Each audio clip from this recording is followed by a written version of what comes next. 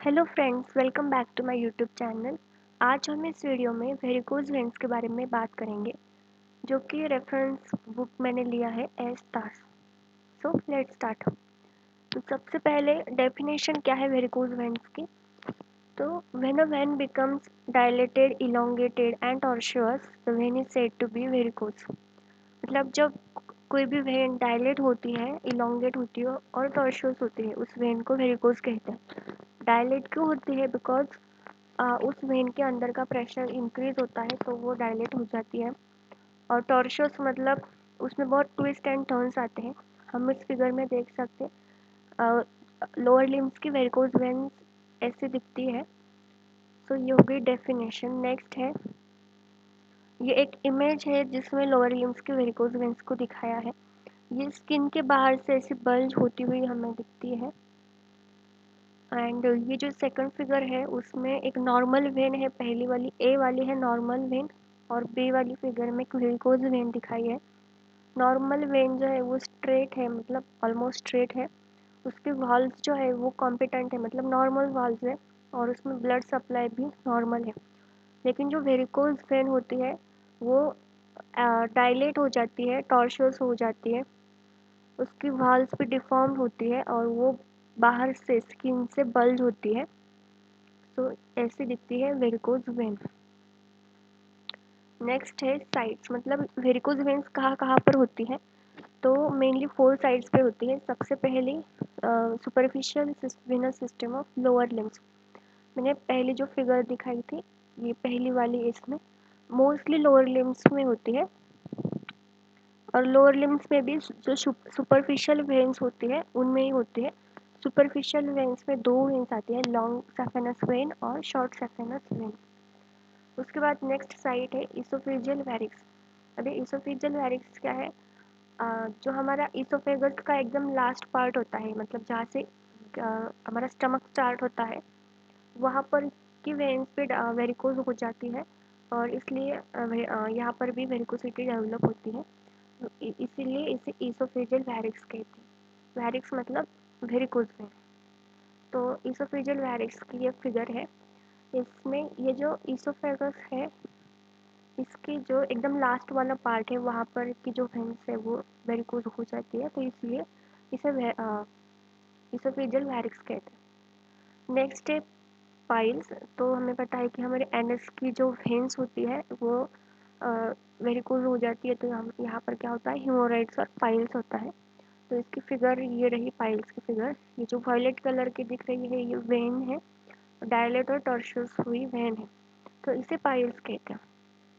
और एक साइट है लास्ट वाली वो की वेरिकोसिटी ऑफ स्पर्मेटिक वेन्स, मतलब जो हमारी स्पर्मेटिक कॉर्ड होती है वहाँ के वेन्स में अब अगर वेरिकोसिटी डेवलप हो तो उसे कहते हैं वेरिकोसील। ओके, सो इसकी फिगर है ये वाली वेरिकोसील। जो ये वाली है वो नॉर्मल है स्पर्मेटिक कॉर्ड, लेकिन उसके साइड में जो है वहाँ पर वेरिकोसिटी डेवलप हुई, इसे कहते हैं वेरिकोसील। तो ये वेरिकोज वेन्स अलग अलग लोकेशंस पर होती है, उन्हें अलग अलग नाम है।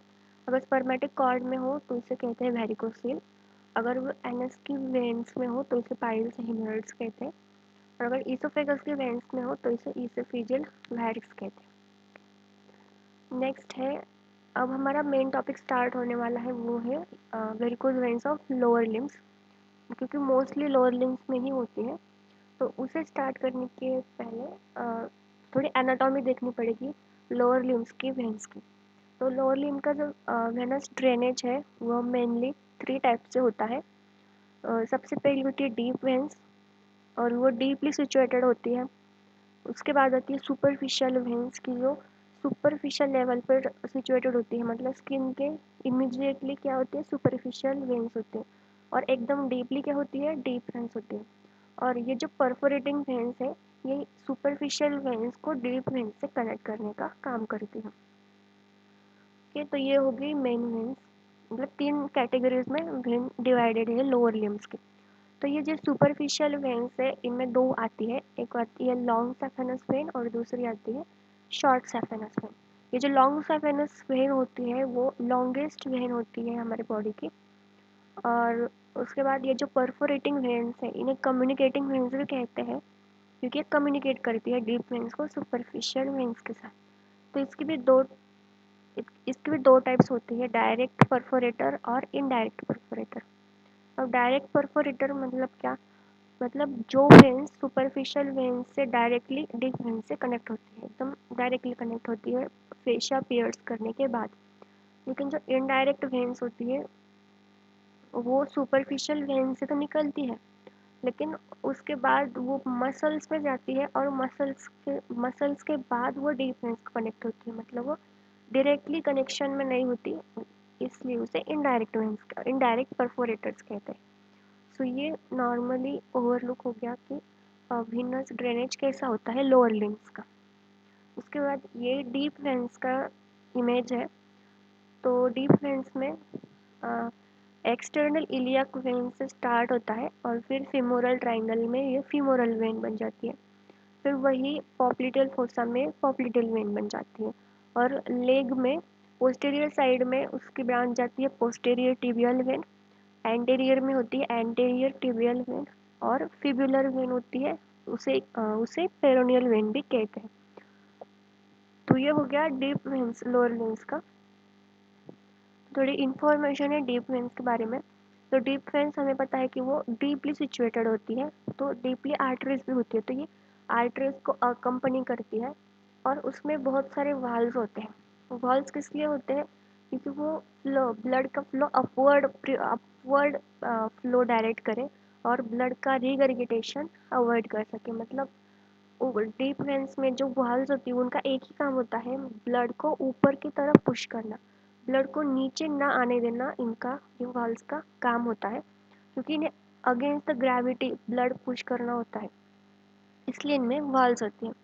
सो इसमें मेन वेन्स कौन सी है, तो प्रीवियस इमेज में दिखाई गई femoral when, popliteal when, fibular when, anterior tibial when और पोस्टीरियर टिबियल वेन। सो ये रही उनके नाम, मेन वेन्स में आती है। और उसके बाद जो हमारा सोलियस मसल होता है उसमें वेनस प्लेक्ससेस होते हैं और वेनस साइनसेस होते हैं, जिनमें वाल्व्स नहीं होती। तो ये जो है वो पंप करने का काम करती है। ये सोलियस मसल है, उसे heart of the lower limb भी कहते हैं। तो ये पंप करने का काम करता है, उसकी वजह से जो ब्लड है वो ऊपर की वेन्स में जाता है, और ऊपर की वेन्स इंफीरियर वेना केवा को कनेक्ट होती है और फिर वो हार्ट को जाता है। तो ये नॉर्मल हो गया, फिर डीप वेन्स हो गया। उसके बाद सुपरफिशियल वेन्स।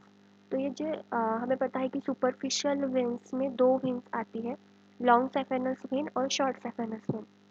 तो ये जो पहली फिगर है उसमें ये जो ब्लैक वाली जो दिखाई गई है वो है स्मॉल सेफेनस वेन, और ये जो सेकंड वाली फिगर है उसमें ये जो यहाँ से स्टार्ट हो रही है ब्लैक कलर की, ये है ग्रेट सेफेनस वेन, उसे ही लॉन्ग सेफेनस वेन कहते हैं। और यहाँ पर एक पॉइंट दिखाया गया है जो कि कनेक्शन है ये ब्लू वेन में और ब्लैक वेन में। ब्लू हमारी डीप वेन है और ब्लैक हमारी सुपरफिशियल वेन है। तो ये पॉइंट है सैफेनोफिमोरल जंक्शन कहते हैं उसे, ये पॉइंट को। ये क्या रिप्रेजेंट करता है, ये कनेक्शन है between the deep vein and superficial when, और ये आगे हमें इम्पॉर्टेंट पॉइंट है, आगे हमें ये लगेगा। तो ये हो गया सुपरफिशियल वेन्स, दो है लॉन्ग सेफेनस और शॉर्ट सेफेनस। सुपरफिशियल वेन्स जो है वो सुपरफिशियल और सबक्यूटेनियस फैट में प्रेजेंट होती है। उसमें जो लॉन्ग सेफेनस वेन होती है वो लॉन्गेस्ट वेन होती है बॉडी की, और उसमें 10 से 20 वॉल्स होती है, और ये ज़्यादा न्यूमेरस होती है थाइज में। उसके बाद जो शॉर्ट सेफेनस वेन है उसमें 7 से 13 वाल्व्स होती है, और ये कहाँ से स्टार्ट होती है, मतलब ये एज अ कंटिन्यूएशन स्टार्ट होती है लैटरल मार्जिनल वेन का, बिहाइंड द लैटरल मैल्यूलस। और ये जो लॉन्ग और शॉर्ट सेफेनस वेन है उनके बीच में भी कम्युनिकेशन होता है, और इसी कम्युनिकेशन की वजह से वेरिकोसिटी जो है वो स्प्रेड होती है। और जब हम वेरिकोस वेन्स का ऑपरेशन करते हैं तब सैफेनोफिमोरल जंक्शन में लाइगेचर हम एडवाइस करते हैं। सो ये हो गया सुपरफिशियल वेन्स। अब नेक्स्ट है कम्युनिकेटिंग वेन्स। तो ये फिगर है कम्युनिकेटिंग वेन्स की। इसमें ये जो सबसे बाहर दिखाई गई है ये स्किन है। स्किन के इमीडिएटली क्या आता है, सुपरफिशियल फेशिया, और इस फेशिया में ये ब्लू कलर की क्या होती है, सुपरफिशियल वेन्स होती है, और वेरिकोसिटी इन वेन्स में डेवलप होती है। अब इसमें इनमें दिखाए ये बहुत सारे वाल्स दिखाए गए हैं।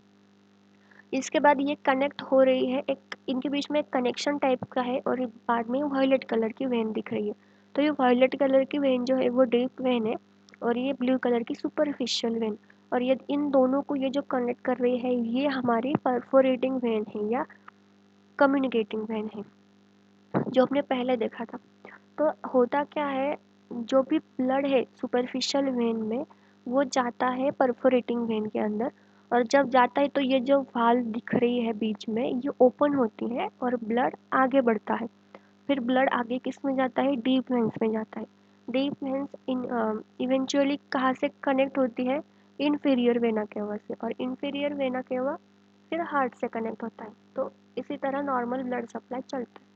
लेकिन जब वेरिकोज वेन्स होती है तब क्या होता है, मेनली वेरिकोज वेन्स क्यों होती है, क्योंकि ये जो वाल्व्स है ये इनकम्पिटेंट हो जाती है, मतलब ये वॉल्व बिगड़ जाती है। तो अगर ये वॉल्व बिगड़ गई, वाल्व तो बिगड़ गई, तो ये ब्लड इस डायरेक्शन में फ्लो होने के बजाय अपोजिट डायरेक्शन में फ्लो होता है, मतलब डीप वेन्स के में जाने के बजाय ये ब्लड रिवर्स बैक होता है सुपरफिशियल वेन्स में। अगर अगर उसके कैपेसिटी से ज़्यादा इसमें ब्लड रहा तो ऑब्वियसली उसका प्रेशर इंक्रीज होगा, तो उसे कहते हैं हाई प्रेशर लीक्स, और उसकी वजह से इसमें प्रेशर बढ़ने की वजह से इसकी वॉल वीक होगी, ये डायलेट होगा, इलोंगेट होगा, टॉर्शियस होगा, और ये वेरिकोज में कन्वर्ट हो जाएगा। तो इस तरह वेरिकोज वेन बनती है। तो ये देखा हमने, ये है परफोरेटिंग वेन और कम्युनिकेटिंग वेन, जो कि सुपरफिशियल वेन्स को डीप वेन से कनेक्ट करती हैं। सो नेक्स्ट है communicating veins, communicate between the superficial and deep veins, और इन्हें हमेशा जो फेशिया होता है डीप फेशिया उसे पियर्स करना पड़ता है, और इनमें भी वॉल्स होती है वो जो कि नॉर्मल कंडीशंस में ब्लड का फ्लो अलाउ करती है from superficial veins to deep veins. हमेशा वो सुपरफिशियल वेन्स से डीप वेन्स तक ब्लड सप्लाई करेगी, और जब ये वेरिकोज वेन्स में क्या होता है, रिवर्स डायरेक्शन में ब्लड फ्लो होने लगता है। देन हाँ, जब ये वाल्व इनकम्पिटेंट हो जाती है तभी ब्लड जो है वो अपोजिट डायरेक्शन में फ्लो होने लगता है, और फिर सुपरफिशियल वेन्स में वेरिकोसिटी डेवलप होने लगती है। सो ये हो गई कम्युनिकेटिंग वेन्स और परफोरेटिंग वेन्स। नेक्स्ट है tributaries of long saphenous when. तो जैसे आर्टरीज को ब्रांचेस होती हैं वैसे ही वेन्स को ट्रिब्यूटरीज होती हैं। तो सबसे पहले एंकल में ट्रिब्यूटरीज, तो एंकल में एक ही ट्रिब्यूटरी आती है वो कि जो मीडियल मार्जिनल वेन्स है वहाँ से आती है एंकल में। फिर लेग में 3 ट्रिब्यूटरीज आती है, फ्रॉम लेग आती है, फ्रंट ऑफ लेग से आती है, from the region of medial malleolus से आती है, एंड फ्रॉम काफ से आती है, और फाइनली ये सभी लॉन्ग सैफेनस वेन्स से कनेक्ट हो जाती हैं। फिर थाई में 2 आती है, एक आती है लार्ज एक्सेसरी सैफेनस वेन और दूसरी आती है एंटेरियर फीमोरल क्यूटेनियस वेन। और वो जो सैफेनस ओपनिंग होती है हमारे ग्रॉइन के पास, सैफेनस ओपनिंग होती है वहाँ पर 4 वेन्स जॉइन होती है, 4 ट्रिब्यूटरीज होती है। तो उनके नाम है superficial epigastric, superficial circumflex iliac, superficial external pudendal और डीप एक्सटर्नल प्यूडेंडल वेन। मैंने ये डिटेल में नहीं लिया क्योंकि ये एनाटॉमी में कवर होता है, इसलिए डिटेल में नहीं लिया। उसके बाद ट्रिब्यूटरीज ऑफ, ये हो पहली ट्रिब्यूटरीज देखी हमने लॉन्ग सैफेनस वेन की। अब देखेंगे tributaries of short saphenous when. तो बहुत सारे छोटे छोटे ट्रिब्यूटरीज होती है शॉर्ट सैफेनस वेन की, जो अपवर्ड और मीडियली आती है और फिर फाइनली वो लॉन्ग सैफेनस वेन से ज्वाइन हो जाती है उससे। उसके बाद है ट्रिब्यूटरीज ऑफ परफोरेटिंग वेन्स और कम्युनिकेटिंग वेन्स। तो जो इनडायरेक्ट परफोरेटर्स है वो generally upper part of leg में आती है, और वो फाइनली मतलब इंटर्न किससे कनेक्ट होती है, डीप वेन से कनेक्ट हो जाती है। और वो जो डायरेक्ट परफोरेटर्स होती हैं उनकी जो ट्रिब्यूटरीज है वो थाइज में सेपरेट है और लेग में सेपरेट है। तो थाइज में जो एडाक्टर कैनाल होती है उसमें से एक ट्रिब्यूटरी आती है, और लेग में 3 ट्रिब्यूटरीज आती है, medial perforating vein, central perforating vein और lateral perforating veins. Okay, next is the, तो ये हो गया नॉर्मल एनाटॉमी, हमने देख ली वेन्स की। अब हम एक्चुअल टॉपिक में एंटर करेंगे, उसमें है सर्जिकल पैथोलॉजी। बट पैथोलॉजी समझने के पहले हमें फिजियोलॉजी समझनी पड़ेगी, मतलब ब्लड नॉर्मली कैसा फ्लो होता है। तो मैंने पहले ही बताया था, फिर रिपीट करती हूँ। जो ब्लड होता है सुपरफिशियल वेन्स में, वो परफोरेटर्स मतलब जो कम्युनिकेटिंग वेन्स होती है नॉर्मल मतलब कॉम्पिटेंट होती है, उनके थ्रू वो कहा जाता है डीप वेन्स में वो डीप वेन्स में जाता है। और डीप वेन्स में आने के बाद मसल पंप और निगेटिव इंट्राथोरैक्सिक प्रेशर की हेल्प से वो कहा जाता है हार्ट के पास जाता है, और फिर वहाँ पर उसका ऑक्सीजनेशन वगैरह होता है। तो ये हो गया normally. But under abnormal conditions क्या होता है, मतलब एबनॉर्मल कंडीशंस मतलब जो वॉल्स होती है वो कम्युनिकेटिंग वेन्स की या सुपरफिशियल वेन्स की, जो अगर वॉल्स में डिस्ट्रक्शन हो जाए, अगर वो ख़राब हो जाए, तो ब्लड जो है वो वापस सुपरफिशियल वेन्स में ही आ जाता है। तो blood becomes stagnated in the superficial veins, और अगर वहाँ पर ब्लड स्टैग्नेट होने की वजह से वहाँ का प्रेशर इंक्रीज हो जाता है, तो उसे कहते हैं प्रेशर लीक्स। उसके बाद प्रेशर इंक्रीज होने की वजह से वो वेन्स क्या हो जाती है, डिस्टेंडेड और टॉर्शस हो जाती है, मतलब वो हो जाती है वेरिकोस। तो ये इसकी पैथोलॉजी है बेसिकली। उसके बाद है एटियोलॉजी। इसके रीजंस क्या क्या हैं। तो सबसे पहला इसका रीज़न है मतलब मॉर्फोलॉजिकल फैक्टर्स। तो उसमें सबसे इम्पॉर्टेंट रीज़न है मतलब हमारा इरेक्ट पोस्चर। ह्यूमंस का इरेक्ट पोस्चर जो है वो वो मतलब पेनल्टी है मैन को, पेनल्टी देता है कि वो जो लोअर लिम्स की वेन होती है उसे इरेक्ट पोस्चर की वजह से अगेंस्ट द ग्रेविटी ब्लड ऊपर पुश करना पड़ता है, और उसकी वजह से उसे मतलब एक्स्ट्रा एफर्ट्स डालना पड़ता है बाकी की वेन्स के मुकाबले, इसलिए वो वेरिकोसिटी को ज़्यादा प्रोन होती है। ये हो गया मॉर्फोलॉजिकल फैक्टर्स। उसमें क्या आता है, हमारा इरेक्ट पोस्चर मतलब वो रिस्पॉन्सिबल है। दूसरा है प्राइमरी वेरिकोज वेन्स, मतलब प्राइमरी से वेरिकोज वेन्स ही। एक होता है सेकेंडरी वेरिकोज वेन्स, जिसमें कुछ अंडर मतलब कुछ रीज़न होता है और उसकी वजह से वेरिकोसिटी डेवलप होती है। बट यहाँ पर ओरिजिनली वेरिकोसिटी डेवलप होती है, तो इसका रीज़न होता है डिफेक्ट इन द वाल्व्स, मतलब वो जो वाल्व्स होती है उनमें ही कुछ डिफेक्ट होता है। तो प्राइमरी वेरिकोज वेन्स ज़्यादा कॉमन है, और ये क्यों होता है, due to defect in the valves. और वो डिफेक्ट जो है वो एक्वायर्ड भी हो सकता है और कंजेनाइटल भी हो सकता है। अब वाल्व में डिफेक्ट की लोकेशन से बताया गया है कि अगर सेफेनोफिमोरल वॉल में डिफेक्ट होगा, तो वेरिकोसिटी कहाँ की डेवलप होगी, लॉन्ग सेफेनस वेन की। क्योंकि सेफेनोफिमोरल वॉल के नज़दीक कुछ कौन सी वेन होती है, तो लॉन्ग सेफेनस वेन होती है, इसलिए।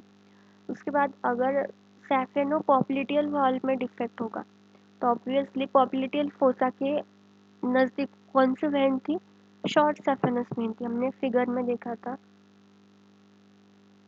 हाँ, इसमें तो अगर सेफेनोफ्यूमरल वाल्व में होगा तो इसके नज़दीक से वेन कौन सी है, लॉन्ग सेफेनस वेन, तो यहाँ पर वेरिकोसिटी डेवलप होगी। और अगर सेफेनोपॉप्लिटियल वॉल्व, यहाँ पर सेफेनोपॉप्लिटियल वॉल्व में अगर डिफेक्ट होगा, तो वेरिकोसिटी कहाँ किसकी डेवलप होगी, स्मॉल सेफेनस वेन की। और अगर कम्युनिकेटिंग वाल्व में अगर डिफ़िकल्टी हुई, तो कौन सी भी वेन की वेरिकोसिटी डेवलप हो सकती है।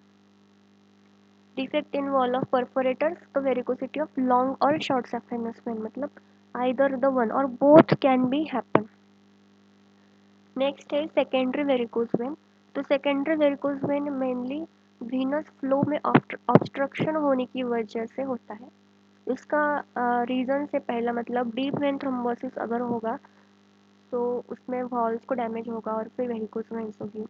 नेक्स्ट है प्रेगनेंसी और ट्यूमर्स होगा तो एक्वायर्ड आर्टेरियोवेनस फिस्चुला होगा तो। नेक्स्ट है हार्मोनल कॉजेज़ में अगर प्रोजेस्टेरॉन लेवल्स, मतलब हार्मोनल कॉजेज़ में जो प्रेग्नेंट वुमन होती है उनमें प्रोजेस्टेरॉन लेवल्स हाई होते हैं। और प्रोजेस्टेरॉन क्या करते हैं, प्रोजेस्टेरॉन वैसोडायलेटर्स की तरह एक्ट होते हैं, तो इसलिए वैसोडाइलेटेशन करते हैं और इनका प्रेशर बढ़ता है और फिर वेरिकोसिटी डेवलप होती है। नेक्स्ट रीज़न है एक्सटेंसिव वीनस हेमेंजियोमा और इलियाक वेन थ्रोम्बोसिस। तो ये हो गए सेकेंडरी वेरिकोज वेन्स। नेक्स्ट है कंजेनाइटल वेरिकोज वेन, मतलब स्टार्टिंग फ्रॉम बर्थ से होती है और ये below the 20 years of age में होती है और मोस्टली क्यों होती है, due to congenital arteriovenous fistula और वीनस हेमेंजियोमा। तो ये हो गई इटियोलॉजी और सो ये हो गई इटियोलॉजी।